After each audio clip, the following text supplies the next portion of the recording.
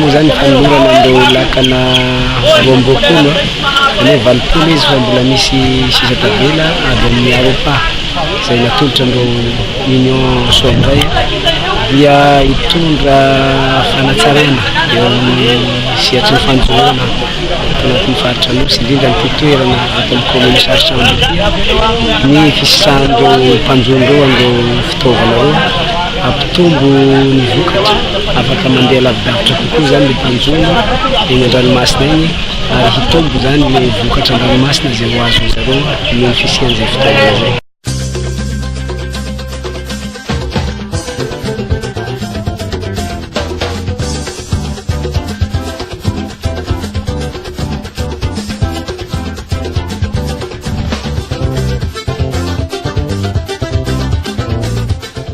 Sora bebe kokoa fa manomboka amizao zany da tena hamoka satria nahazo laka vaovao. Eka zahay eto moa da tena mizaly noho ny sy fisian'ny laka. Ka novony avy ty laka ty de tena afapo mihitsy zahay pêcheur eto Mokala. 10 kg 5 kg par jour. Tangosta zao. Fia de misy 20, 10, 30 chaque maray sansa zany la mato.